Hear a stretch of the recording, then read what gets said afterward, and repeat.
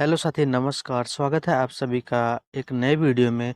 दोस्तों जैसा कि आप जानते हैं कि आरआरबी एनटीपीसी 2025 ग्रेजुएट लेवल का एग्ज़ाम हो चुका है और उसका आंसर की भी आ चुका है। तो अब बारी है एनटीपीसी 2025 अंडर ग्रेजुएट लेवल का, जिसका टाइम टेबल भी आ चुका है, जो कि 7 अगस्त से पेपर स्टार्ट है और 8 सितंबर को ख़त्म होगा। तो दोस्तों उसको देखते हुए मैंने आपके लिए जीके के कुछ महत्वपूर्ण प्रश्न लाए हैं, जो कि आरआरबी एनटीपीसी ग्रेजुएट लेवल में कुछ क्वेश्चन सिलेक्टेड हैं, कुछ क्वेश्चंस आए थे, मैंने उन सारे क्वेश्चन को रखा है। और यदि आप इस वीडियो को पूरा लास्ट तक देखते हैं तो यकीनन आपका 2 से 4 नंबर तो ज़रूर ही फिक्स हो जाएगा। तो चलिए दोस्तों वीडियो को स्टार्ट करते हैं। साथ ही आपका पहला सवाल है कि भारत का पहला राष्ट्रपति कौन था? यानी कि दोस्तों आपको बताना है कि भारत का पहला राष्ट्रपति कौन था? आपका ऑप्शन है, option A Jawaharlal Nehru, option B doctor Rajendra Prasad, option C doctor Sarvepalli Radhakrishnan और आपका ऑप्शन डी है गोविंद वल्लभ पंत। तो दोस्तों आपको बताना है कि सही जवाब क्या हो जाएगा। तो दोस्तों आपका जो सही जवाब हो जाएगा वो हो जाएगा option number B, doctor Rajendra Prasad, जो कि भारत के पहले राष्ट्रपति थे। आइए इनके बारे में कुछ और फैक्ट्स को जानते हैं। तो जैसा कि भारत के स्वतंत्रता मिलने के बाद 1950 में संविधान लागू होने पर डॉक्टर राजेंद्र प्रसाद भारत के पहले राष्ट्रपति बने थे।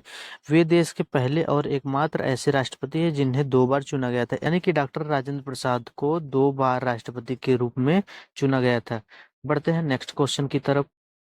आपका अगला सवाल है, स्वतंत्र भारत का पहला प्रधानमंत्री कौन था? यानी कि दोस्तों आपको बताना है कि भारत का पहला प्रधानमंत्री कौन था स्वतंत्रता मिलने के बाद। आपका ऑप्शन है, option A Sardar Patel, option B Jawaharlal Nehru, option C Lal Bahadur Shastri, option D Indira Gandhi.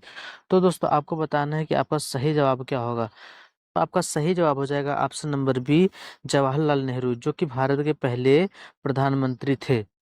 आइए दोस्तों इनके बारे में कुछ और फैक्ट्स को जानते हैं।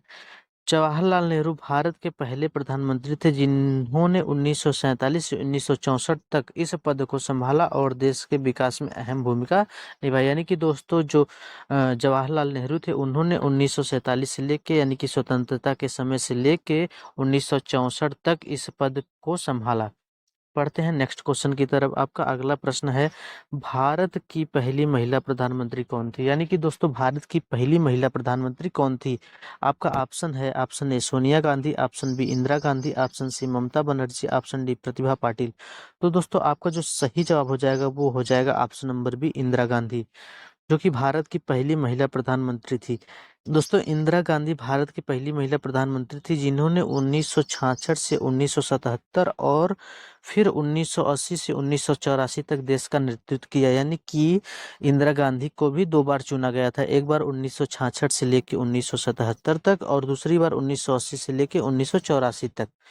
बढ़ते हैं नेक्स्ट क्वेश्चन की तरफ। आपका अगला सवाल है, भारतीय संविधान कब लागू हुआ था? यानी कि दोस्तों भारत का संविधान अपने देश में कब लागू किया गया था?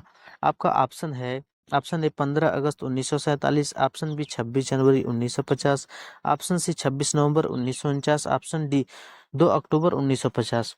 तो दोस्तों आपका जो सही जवाब हो जाएगा वो हो जाएगा ऑप्शन नंबर बी, 26 जनवरी 1950 को भारतीय संविधान लागू किया गया था। और दोस्तों 15 अगस्त 1947 को तो हमारे देश को आज़ादी मिली थी और 26 नवंबर 1949 को दोस्तों हमारा संविधान बन के तैयार हो गया था, जिसको 26 जनवरी 1950 को लागू किया गया। भारतीय संविधान को 26 नवंबर 1949 को पारित किया गया था, लेकिन इसे लागू करने की तारीख 26 जनवरी 1950 रखी गई, जिसे भारतीय गणतंत्र दिवस के रूप में मनाया जाता है। यानी कि दोस्तों 26 जनवरी को गणतंत्र दिवस के रूप में भी मनाया जाता है। बढ़ते हैं नेक्स्ट क्वेश्चन की तरफ। आपका अगला सवाल है, भारत का सबसे बड़ा राज्य क्षेत्रफल के हिसाब से कौन सा है? यानी कि दोस्तों आपको बताना है कि वह कौन सा राज्य है भारत का जो सबसे बड़ा है क्षेत्रफल की दृष्टि से। तो आपका ऑप्शन है, option A Uttar Pradesh, option B Maharashtra, option C Rajasthan, option D Madhya Pradesh. तो दोस्तों आपका जो सही जवाब हो जाएगा वो हो जाएगा ऑप्शन नंबर सी, राजस्थान, जो कि क्षेत्रफल की दृष्टि से सबसे बड़ा राज्य है। यह दोस्तों राजस्थान क्षेत्रफल के हिसाब से भारत का सबसे बड़ा राज्य है, जो लगभग 3,42,239 वर्ग किलोमीटर में फैला हुआ है। और दोस्तों क्षेत्रफल के हिसाब से भारत का सबसे छोटा राज्य गोवा है, जो कि 3702 वर्ग किलोमीटर में फैला है। बढ़ते हैं नेक्स्ट क्वेश्चन की तरफ। आपका अगला प्रश्न है, भारत की सबसे लंबी नदी कौन सी है? आपका ऑप्शन है A Ganga, option B Yamuna, option C Brahmaputra, option D Godavari. तो दोस्तों आपका जो सही जवाब हो जाएगा वो हो जाएगा ऑप्शन नंबर ए, गंगा नदी। दोस्तों गंगा नदी भारत की सबसे लंबी नदी है, जिसकी लंबाई लगभग 2525 किलोमीटर है। बढ़ते हैं नेक्स्ट क्वेश्चन की तरफ। भारत का राष्ट्रीय फूल क्या है? आपका ऑप्शन है ऑप्शन ए कमल, ऑप्शन बी गुलाब, ऑप्शन सी सूरजमुखी, ऑप्शन डी चमेली। तो दोस्तों भारत का जो राष्ट्रीय पुष्प है वो है कमल। ऑप्शन नंबर ए आपका सही जवाब हो जाएगा। बढ़ते हैं नेक्स्ट क्वेश्चन की तरफ। आपका अगला प्रश्न है, भारत का राष्ट्रीय पक्षी कौन सा है? आपका ऑप्शन है ए मोर, ऑप्शन बी कबूतर, ऑप्शन सी तोता, ऑप्शन डी गिद्ध। तो दोस्तों आपका सही जवाब हो जाएगा ऑप्शन नंबर ए, मोर। आपका अगला प्रश्न है, पहला नोबेल पुरस्कार विजेता भारतीय कौन था? दोस्तों आपको बताना है कि भारत का पहला नोबेल पुरस्कार विजेता कौन था। आपका ऑप्शन है Rabindranath Tagore, option B Mother Teresa, option C Hargobind Khorana, option D Vinod Khanna. तो दोस्तों इस प्रश्न का सही जवाब हो जाएगा option number A, Rabindranath Tagore. बढ़ते हैं नेक्स्ट क्वेश्चन की तरफ। उसके पहले दोस्तों रविंद्रनाथ टैगोर के बारे में कुछ फैक्ट जान लेते हैं कि इन्हें नोबेल पुरस्कार कब और क्यों दिया गया था। तो दोस्तों रविंद्रनाथ टैगोर को 1913 में साहित्य के क्षेत्र में नोबेल पुरस्कार दिया गया था। आपका अगला प्रश्न है, भारतीय संसद के दो सदन कौन कौन से हैं? आपका ऑप्शन है लोकसभा और राज्यसभा, ऑप्शन बी विधानसभा और परिषद, ऑप्शन सी लोकसभा और विधान परिषद, ऑप्शन डी राज्यसभा और विधानसभा। तो दोस्तों इस प्रश्न का सही जवाब हो जाएगा ऑप्शन नंबर ए, लोकसभा और राज्यसभा, जो कि संसद के दो सदन हैं। दोस्तों भारत की संसद को दो सदनों में बांटा गया है, जो कि निचला सदन जिसे लोकसभा कहते हैं और दूसरा है उच्च सदन जिसे राज्यसभा कहते हैं। बढ़ते हैं नेक्स्ट क्वेश्चन की तरफ। आपका अगला प्रश्न है, भारत का राष्ट्रीय खेल कौन सा है? आपका option A hockey, option B cricket, option C kabaddi, option D football. तो दोस्तों इस प्रश्न का सही जवाब हो जाएगा ऑप्शन नंबर ए, हॉकी, जो कि भारत का राष्ट्रीय खेल है।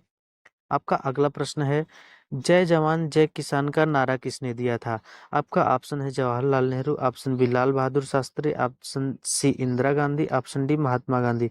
तो दोस्तों जय जवान जय किसान का नारा किसने दिया था आपको बताना है। तो दोस्तों इस प्रश्न का सही जवाब हो जाएगा option number B, Lal Bahadur Shastri. दोस्तों यह नारा भारत के दूसरे प्रधानमंत्री लाल बहादुर शास्त्री ने 1965 में दिया था, जो जवानों और किसानों को महत्व को दर्शाता है। यानी कि दोस्तों जो लाल बहादुर शास्त्री जी थे, ये भारत के दूसरे प्रधानमंत्री थे। आपको ये भी याद रखना है। बढ़ते हैं नेक्स्ट क्वेश्चन की तरफ। आपका अगला प्रश्न है, ताजमहल किस शहर में स्थित है?